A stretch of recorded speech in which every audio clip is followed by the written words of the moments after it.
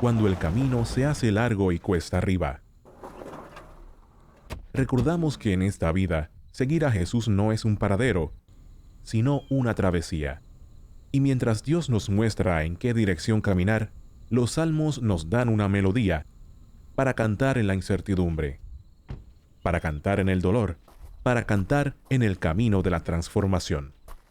Te invitamos a ponerte tus audífonos para aligerar tu travesía y escuchar y cantar juntos cánticos de ascenso. Un estudio a través de los Salmos 120 al 134.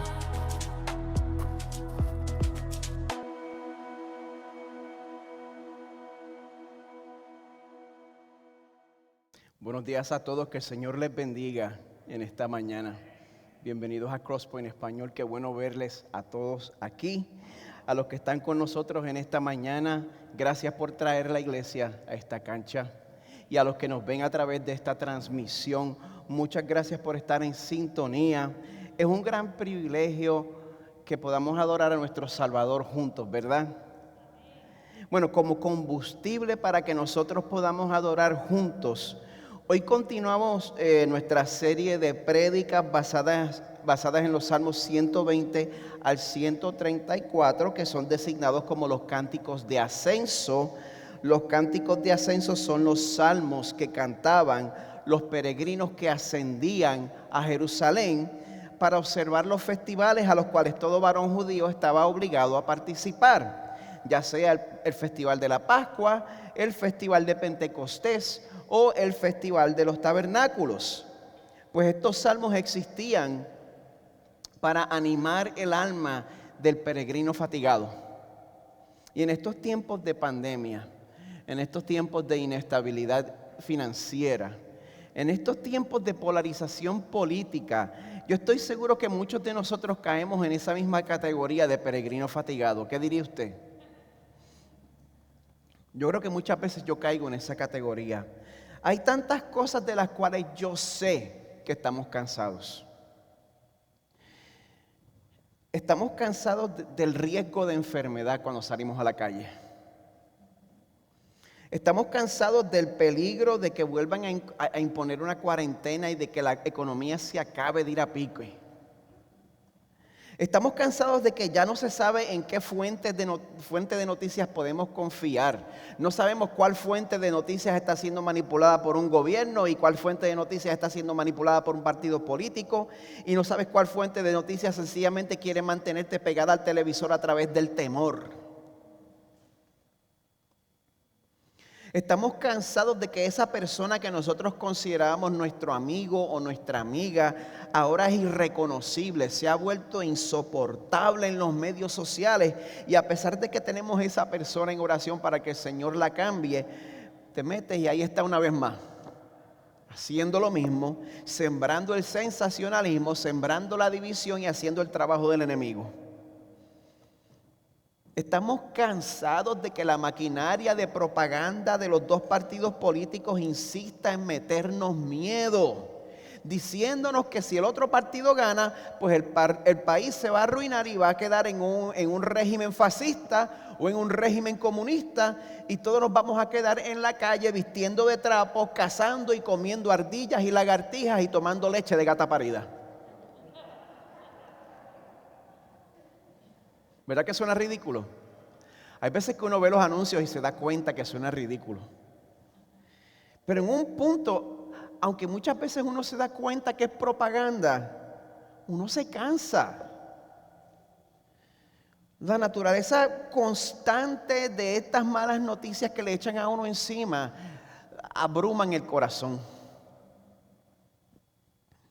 Y si todas estas aves de mal agüero han logrado que ustedes lleguen aquí esta mañana con un corazón abrumado, con un corazón fatigado, con un corazón cansado, sabes que yo les tengo buenas noticias. Porque existe una fuente de información que no puede ser manipulada.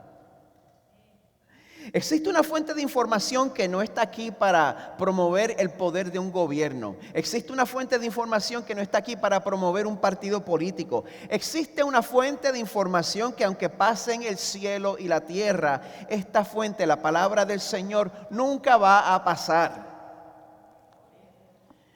Y no importa lo que le digan, no importa lo que nosotros estemos sintiendo, no importa lo que perciban nuestros sentidos, esa palabra que es eterna, esa palabra que es infalible, nos va a enseñar que hoy, mañana y siempre el Señor protege a su pueblo. Así que les voy a pedir que busquen en sus Biblias en el Salmo 125 y quiero pedirle a Luceris que pase al frente, ya que ella accedió a hacer la lectura de la palabra en esta mañana. Qué agradecidos estamos, Luceris.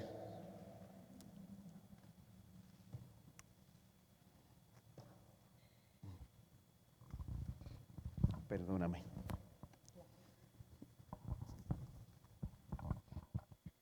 La palabra del Señor se lee en el nombre del Padre, del Hijo y del Espíritu Santo. Salmo 125. El Señor protege a su pueblo. Los que confían en el Señor son como el monte Sión, que es inconmovible, que permanece para siempre. Como los montes rodean a Jerusalén, así el Señor rodea a su pueblo desde ahora y para siempre. Pues el cetro de la impiedad no descansará sobre la tierra de los justos, para que los justos no extiendan sus manos para hacer el mal. Haz bien, Señor, a los buenos y a los rectos de corazón, pero a los que se desvían por sus caminos torcidos, el Señor los llevará con los que hacen iniquidad. Paz sea sobre Israel. Gracias, Señor, por tu palabra. Gracias por este tiempo. Gracias por la iglesia, Señor, y gracias por nuestro pastor. Te pedimos, Padre, que utilices, Señor, esta palabra como lo que tú dices que es. Agua, Señor, que da vida, el camino que nos lleva hacia ti. Haz, Señor, que sea luz en nuestras vidas y transforme nuestros corazones, Señor, para que seamos como esa roca inconmovible que no conoce iniquidad, Señor. En tu nombre poderoso te lo pedimos, Jesús. Amén.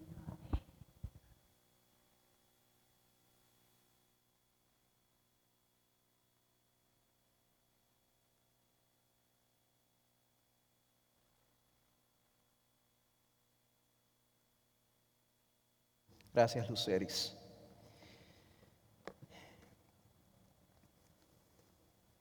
Voy a mostrarle unas cuantas celebridades cristianas en pantalla. Quizás los reconocen. Pueden ver a R.C. Sproul, pueden ver a John Piper, pueden ver a Tim Keller, pueden ver a Ray Ortlund. Quizás no tantos de ustedes lo reconozcan. Yo soy fan de ese. Quizás reconocen a Gigi Ávila. Quizás reconocen a Papa. A pesar de lo amplias que son las diferencias en origen y en doctrina entre estas 6 personas, ¿qué tienen todos ellos en común? Se los voy a decir. Estas 6 personas, por la gracia de Dios, pudieron llegar al fin de sus carreras ministeriales y se pudieron retirar sin escándalos. Disfruta eso por un momento, porque los medios de comunicación siempre les gusta destacar la otra cara de la moneda. Como estos hombres de Dios, hay muchos más que ninguno de nosotros conocemos. Hay muchos hombres de Dios los cuales van a recibir su recompensa y su reconocimiento directamente del Señor, y van a estar muy por encima de nosotros cuando los conozcamos en gloria. Pero yo quiero destacar estos ejemplos por nombre y apellido y los quiero mostrar en pantalla porque yo no le quiero dar el mismo nivel de protagonismo al otro lado de la moneda. A todos los ejemplos trágicos que existen de personas que una vez formaron una plataforma pública en el púlpito, pero hoy en día han renegado de esa fe y se han convertido en un instrumento del enemigo. Y cuando nosotros vemos a esas personas caer, pues nosotros sabemos lo que se supone que respondamos, y todos respondemos lo mismo: mi vista no está en los hombres, mi vista está en el Señor. Si al final se apartó, pues es que nunca fue cristiano de verdad. Todos decimos eso, es como que está en nuestra programación. Una vez creemos en las doctrinas de la gracia. Pero ¿sabe qué? Yo no sé usted, en mi caso, después que decimos todo eso y nos quedamos solos con nuestros pensamientos, aunque no nos guste admitirlo, por lo menos en el caso mío, la verdad es que eso me estremece en el fondo de mi corazón. Yo les puedo compartir una pregunta que yo me hago a menudo en el caso de una persona en específico, un pastor muy popular que no hace mucho renunció a su fe. Y yo me beneficié mucho del material que ese pastor escribió en el pasado. Y yo lo veo ahora y yo me pregunto cómo es posible que alguien que podía exponer y desmenuzar el evangelio de salvación de una manera tan hábil hubiera estado engañándose y engañándonos todo el tiempo si al final de cuentas no se arrepiente. Y no solo a mí, sino también a líderes cristianos de alto calibre.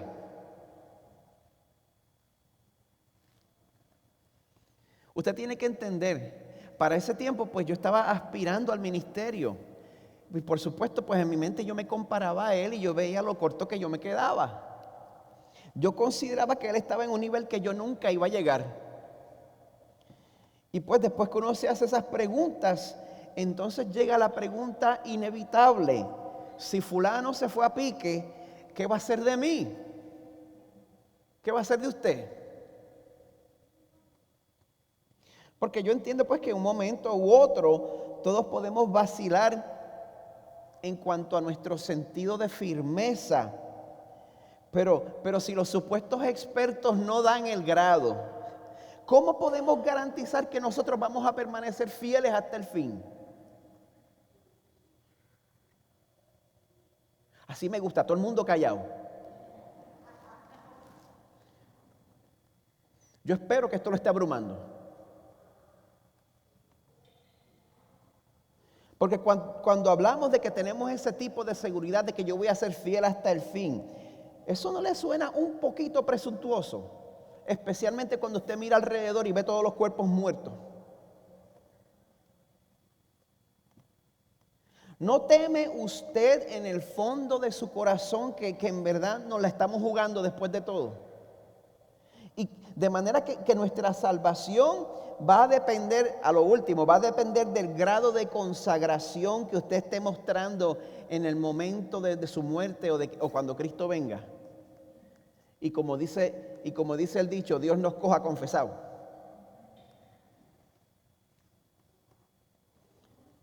¿Será que al final tenemos que vivir con esa misma incertidumbre con la que viven los que creen que la salvación se gana y se pierde, y se gana y se pierde, y se gana y se pierde? ¿O es bíblico tener un sentido de seguridad de nuestra salvación? ¿Es bíblico? ¿Ustedes creen que sí? Bueno, pues si lo es, entonces ¿cuál es la fuente? ¿Cuál es la evidencia de esa seguridad de salvación?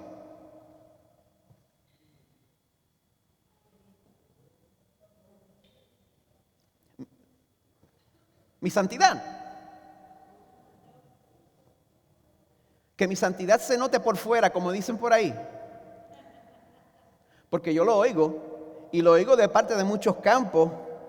Porque si la evidencia de mi salvación es que mi santidad se note por fuera, ¿qué quiere decir eso? Porque diferentes campos lo definen de diferentes maneras. Hay campos que lo definen como que la santidad pues está directamente ligada al largo del cabello de la mujer, a si el hombre tiene bigote o barba, el largo de la falda, el largo del pantalón, o cuán apretado está el pantalón, o cuán suelto está el pantalón. Usted sabe eso. Algunos de nosotros nos criamos en eso. No hablas de eso. Hablas del otro campo. Te refieres a mi carácter, a lo que es menos tangible, ¿verdad? La modestia, Eso sí es evidencia de mi salvación. La disciplina, la doctrina sana, todas esas mismas cosas y cualidades que fingieron esos mismos pastores que hoy viven como paganos, ¿verdad? Ok. Yo no les recomiendo que basemos la seguridad de nuestra perseverancia en comportamientos humanos externos.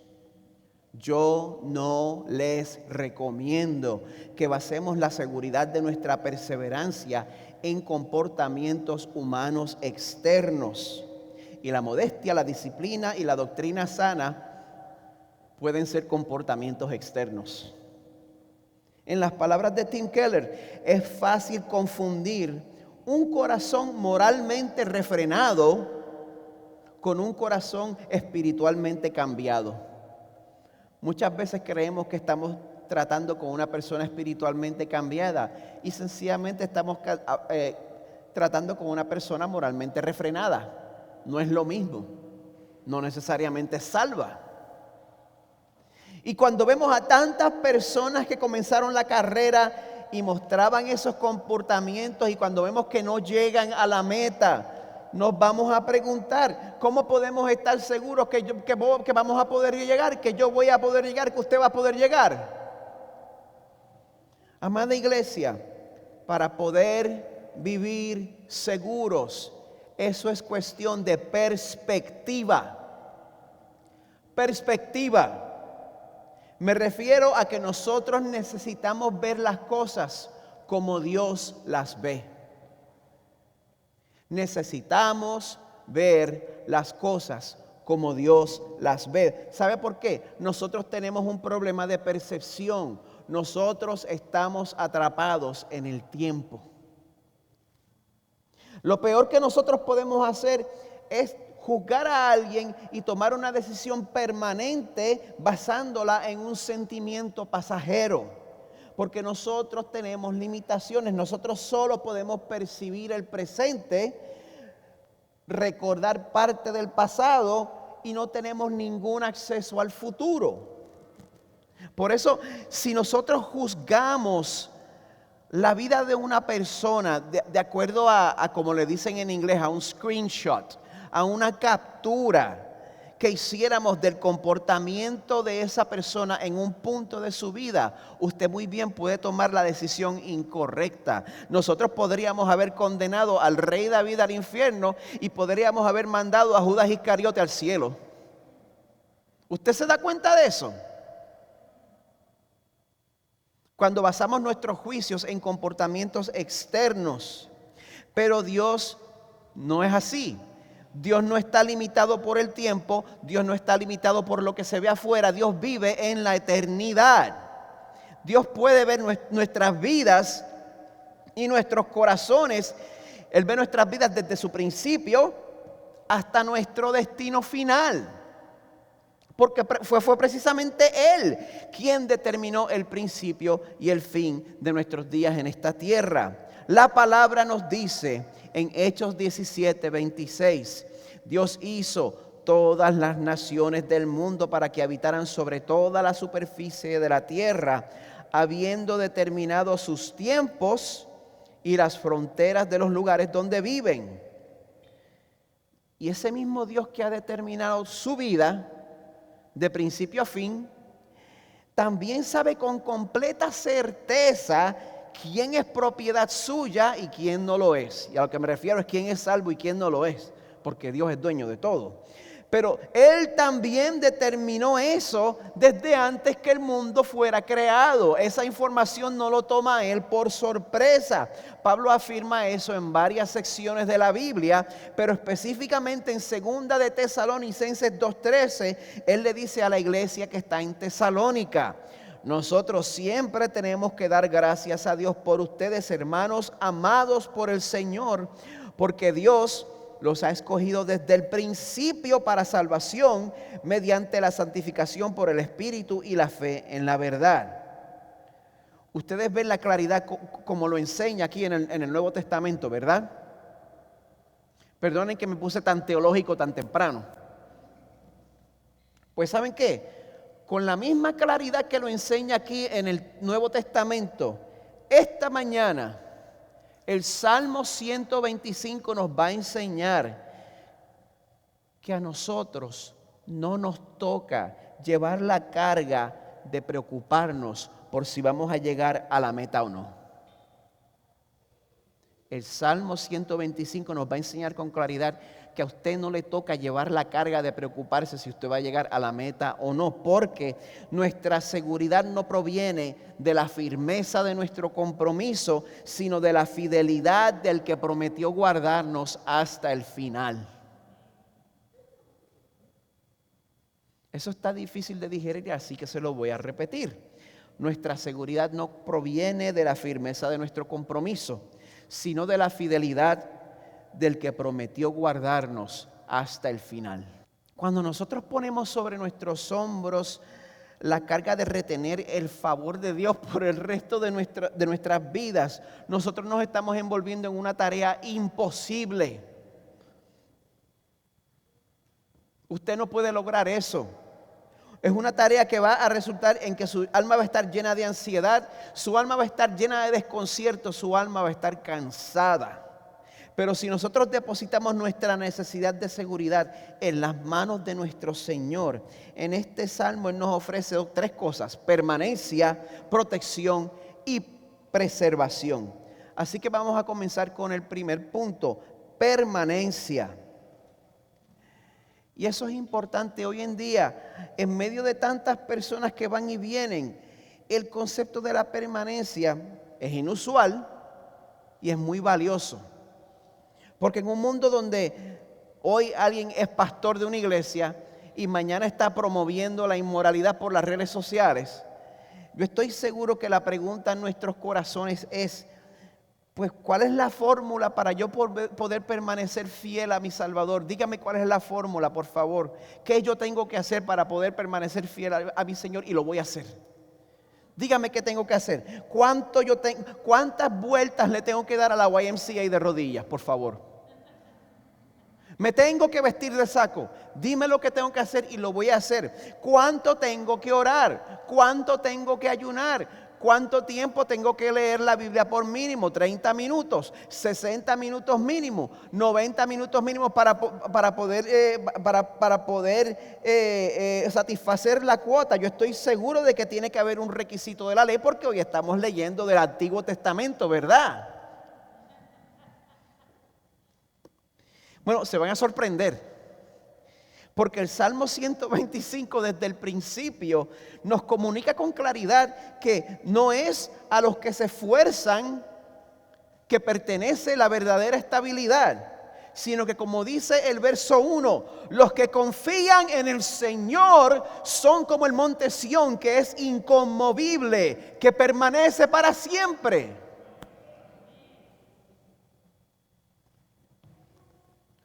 Ustedes se dan cuenta de cómo la palabra del Señor, siglos antes del nacimiento de Jesús, ya nos estaba enseñando a tener seguridad de salvación a través de solo fe. Que eso no es un invento de ahora. Y yo sé, nosotros podemos aplicar ese texto a los problemas inmediatos que estamos enfrentando.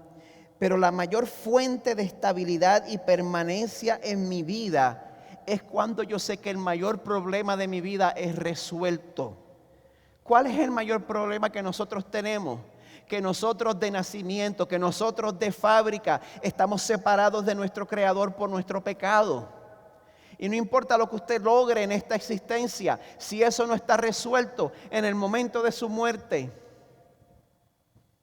ay de usted.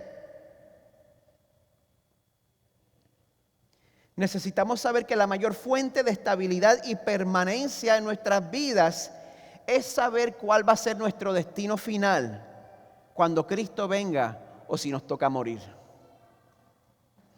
Este verso nos muestra que no importa en qué punto de la historia nosotros hayamos nacido, si nacimos antes de Cristo en los tiempos del Antiguo Testamento o si nacimos después de Cristo en los tiempos del Nuevo Testamento en adelante, la fuente de la seguridad para nuestros corazones nunca ha cambiado. La seguridad inconmovible no es para el que confía en sus propios esfuerzos. La seguridad inconmovible es para el que le cree al Señor. Y no importa otra vez en qué momento de la historia naciste, siempre hay una promesa que creer. Aún si naciste antes de la cruz, si naciste antes de la cruz, esa seguridad inconmovible es para el que le creyó a Dios cuando juró en Génesis 3:15 que la cabeza de la serpiente iba a ser pisoteada por el descendiente de la mujer que fue engañada. Y para nosotros, los que nacimos después de Cristo y tenemos acceso al canon completo de las Escrituras, nuestra seguridad se encuentra, pues no es a través de portarnos bien para ver si Dios nos acepta esta semana. Nuestra seguridad inconmovible se encuentra a través de creer y recibir lo que Jesús ya hizo en la cruz por nosotros. Romanos 3:22 dice: esta justicia de Dios por medio de la fe en Jesucristo es para todos los que se portan bien. Es lo que dice ahí. Si usted está viendo conmigo, Romanos 3:22 dice: esta justicia de Dios por medio de la fe en Jesucristo es para todos los que creen. Esto no es una economía Santa Claus. Esto no es una meritocracia. No sé si esa palabra existe en español. 2 versos después, Romanos 3:24. Todos son justificados gratuitamente por su gracia, por medio de la redención que es en Cristo Jesús. Romanos 4:5 nos deja saber que al que no trabaja pero cree en aquel que justifica al impío, su fe se le cuenta por justicia. Esta fe, esta confianza nos da permanencia. ¿Tienes esta fe? No la puedes crear por ti mismo. Y hasta esta fe es regalo del Señor. Si no tienes esa fe esta mañana y te das cuenta de eso, hasta eso es regalo del Señor. Pídele que te la dé. Porque a través de esta fe, nosotros tenemos, más teología viene por aquí, me perdonan. Nosotros tenemos unión con Cristo a través de esta fe. Y ahí es que vienen todos esos beneficios.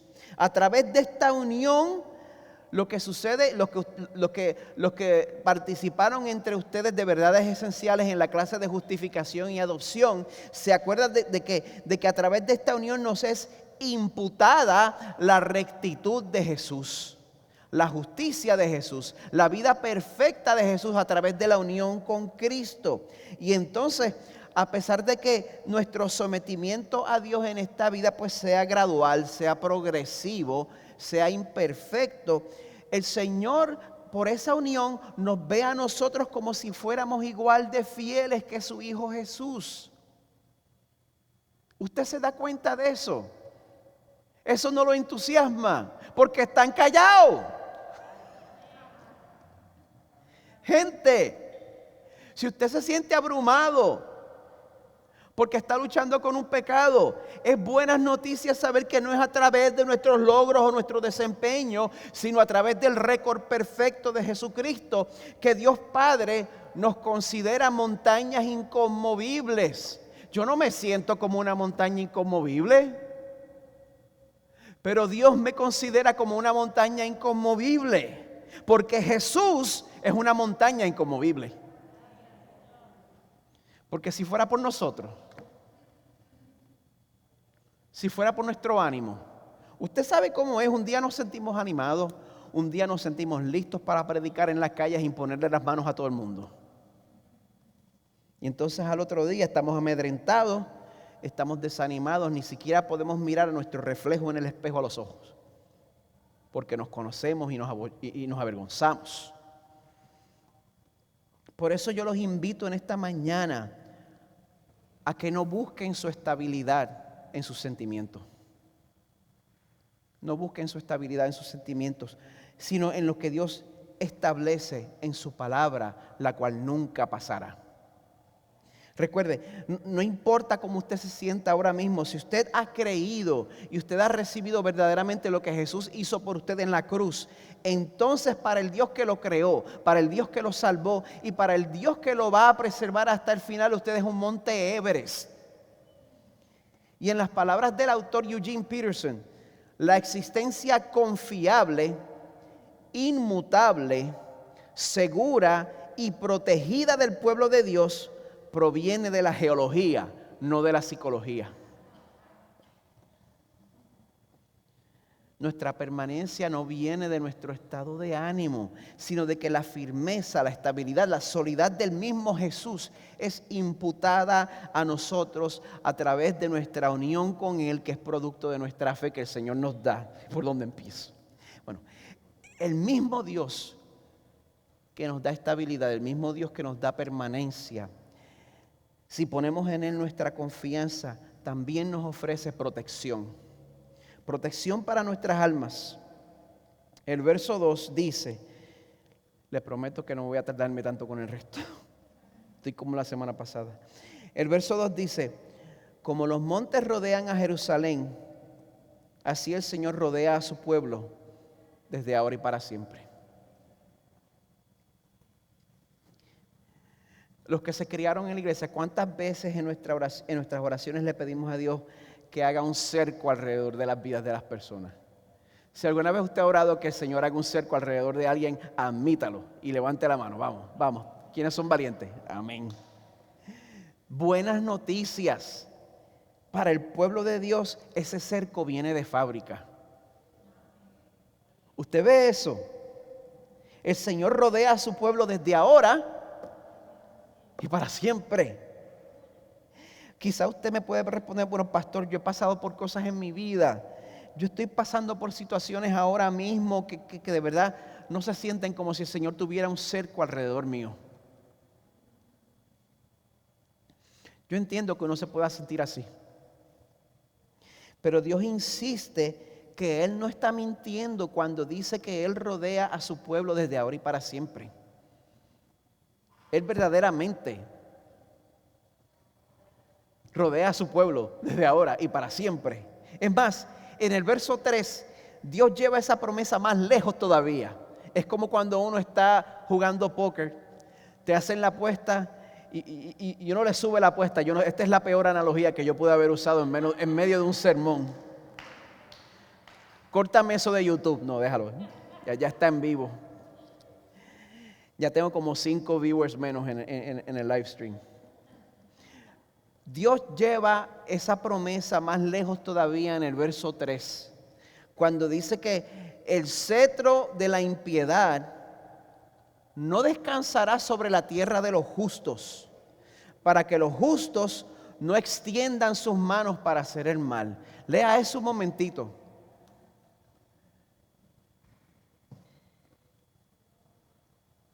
El Señor cubre a su pueblo desde ahora y para siempre. ¿Estás seguro?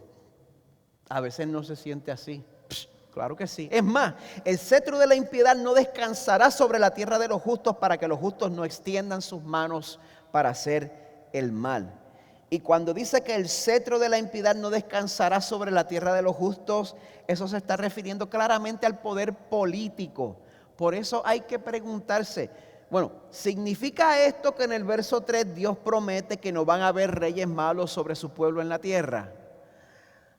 Obviamente no, porque si eso es lo que significa, pues ya sabemos que no es verdad.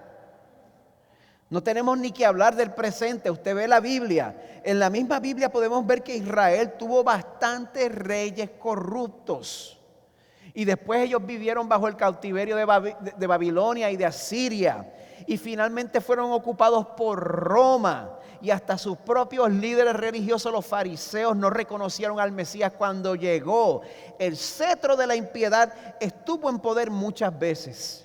Por eso hay que considerar el texto de principio a fin. Dice, el cetro de la impiedad no descansará sobre la tierra de los justos, para que los justos no extiendan sus manos para hacer el mal. O sea, mientras estemos en este mundo caído, muchas veces, a través de la historia, por varias razones, el Señor puede permitir que reyes perversos suban al poder. Pero Dios siempre, a través de la historia de la redención, Dios siempre ha restringido, restringe y restringirá el mal. Dios le dice al mal, tú llegas hasta aquí y de aquí no te pasas. Y gloria a Dios porque no todo el mundo es Hitler.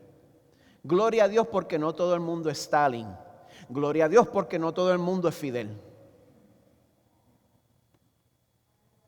Porque si Dios no interviene y las cosas se ponen tan mal como se pudieran poner y no cambian, ninguno de nosotros permanecería fiel. Ninguno de nosotros llega a la meta. Proverbios 13:12 nos dice que la esperanza que se demora enferma el corazón. Mateo 24:22, refiriéndose a los tiempos de tribulación, dice: si aquellos días no fueran acortados, nadie se salvaría, pero por causa de los escogidos, aquellos días serán acortados. Nuestro Señor nos conoce y sabe hasta dónde nosotros podemos llegar. Y nos promete que si nosotros estamos dependiendo de Él, nos promete que si nosotros estamos conectados a Él, nos promete que si nosotros estamos enchufados a Él, a la vid, nosotros nunca vamos a enfrentar una tentación de la cual Él no nos provea una salida. Primera de Corintios 10:13, no les ha sobrevenido ninguna tentación que no sea común a los hombres. Fiel es Dios, que no permitirá que ustedes sean tentados más allá de lo que pueden soportar, sino que con la tentación proveerá también la vía de escape a fin de que puedan resistirla. Dios siempre nos va a dar el poder para vivir para Él, donde quiera que usted viva, como sea que usted viva, en las buenas y en las malas, sea quien sea que esté en poder. Y por lo tanto no va a haber ni un momento en nuestras vidas en que nosotros tengamos justificación para desobedecer a nuestro Salvador. En ningún momento va a estar justificado. En las palabras de Stephen Yull, Dios no le promete a su pueblo una vida de comodidad. Yo espero que usted no haya llegado aquí esperando eso. Se equivocó de iglesia.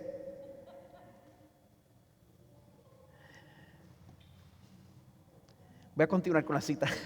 Dios no le promete a su pueblo una vida de comodidad. Más bien promete fortalecer y rodear a quienes confían en Él, protegiéndolos así del peor mal de todos. Hay algo mucho peor que el sufrimiento temporal. Hay algo peor que perder nuestros trabajos, nuestra salud, nuestro dinero, nuestra reputación o incluso nuestras vidas. ¿Qué es la pérdida de todas estas cosas en comparación con perder a Dios? Si Dios es infinito, entonces la pérdida de Él debe ser infinita.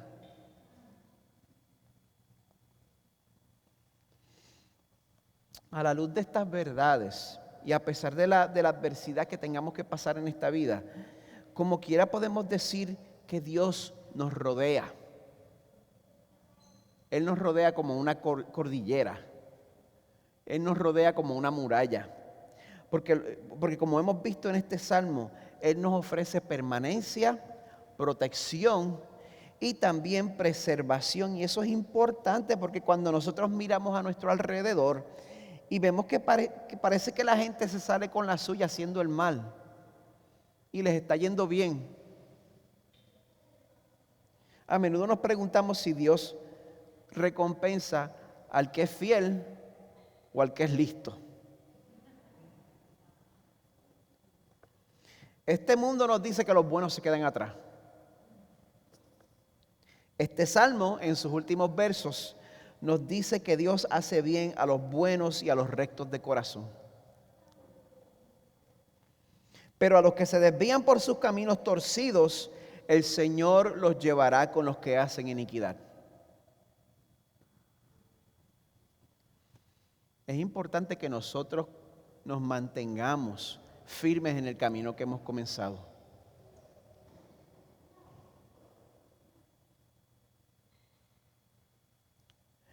En este mundo caído y lleno de injusticia, me consuela saber que, como dice el Salmo 103, el Señor hace justicia y juicios a favor de todos los oprimidos.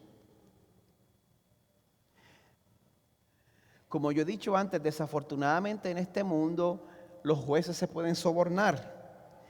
Pero la omnisciencia de Dios, el Dios que lo conoce todo y vive en la eternidad, nos garantiza completamente que Dios va a hacer bien a su pueblo, y a los que se desvían el Señor los va a llevar con los que hacen iniquidad.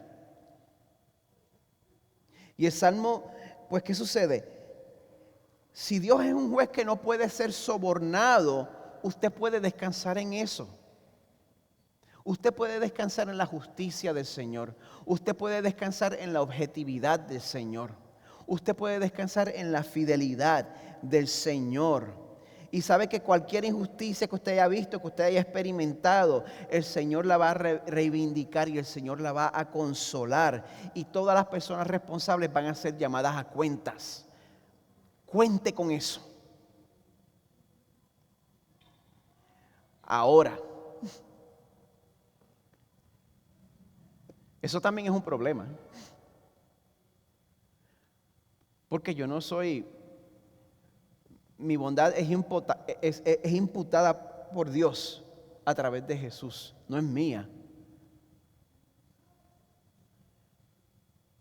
Yo tengo bastantes cosas en mi récord.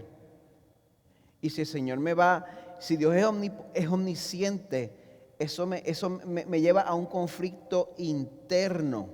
Y si el Señor se va a llevar a los que se desvían por sus caminos torcidos, se los va a llevar con los que hacen iniquidad, la verdad es que, si yo voy a ser sincero, todos nosotros nos hemos quedado cortos en algún momento. Nosotros hemos hecho algo en contra de Dios. Hemos hablado algo en contra de Dios. Hemos pensado algo en contra de Dios o los demás. Y si Dios nos fuera a pagar estrictamente de acuerdo a lo que nosotros merecemos, ¿qué? Ese es nuestro destino. Ese es el destino que todos aquí merecemos. ¿Cómo entonces es posible que Dios, el juez que no puede ser sobornado, pueda considerarnos a nosotros buenos y rectos de corazón?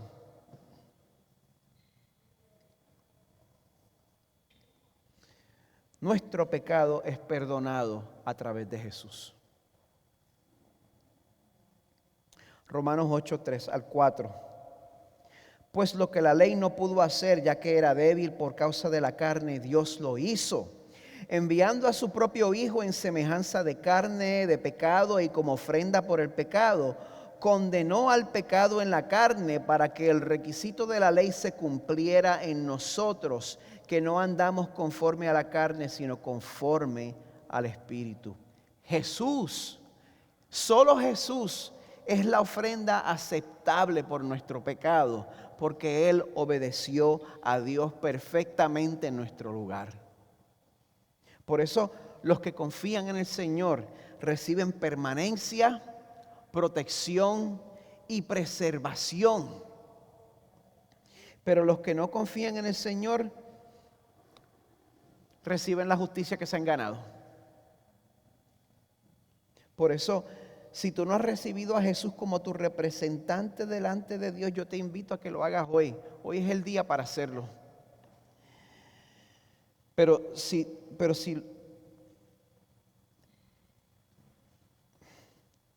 Pero si tú eres de los que meditan consistentemente en lo que Jesús ha hecho por ti, yo quiero que sepas que esa práctica va a traer paz a tu corazón. Y es por eso que el salmista termina declarando al final del verso 5, paz sea sobre Israel. Y es como si nos estuviera diciendo, ten calma. Tu seguridad no proviene de la firmeza de tu compromiso. Tu seguridad proviene de la fidelidad del que prometió guardarte hasta el final. Paz sea sobre ti. Tranquilízate. Quizás no con la actitud que yo lo acabo de decir. Quizás con un poquito más de mansedumbre. Dios está comprometido con cuidar de cada uno de nosotros. Y Dios está tan comprometido con cuidar de nosotros que Él ha probado que nos ama más allá de cualquier duda. Él se hizo hombre, vivió una vida perfecta en nuestro lugar para que esa santidad perfecta nos fuera imputada a nosotros. Y esa es la santidad con la cual vamos a poder ver al Señor. Y en la cruz Él sufrió el castigo que nos tocaba a nosotros, para que todos los que creen y reciben ese sacrificio, reciban perdón y reciban seguridad eterna. Por eso, si no han creído, yo les llamo a que reciban este regalo. Y si ya han creído, pues vamos a conmemorar este sacrificio, vamos a recordar lo que el Señor hizo por nosotros, participando en el sacramento de la comunión. Le voy a pedir al equipo de adoración que pase al frente.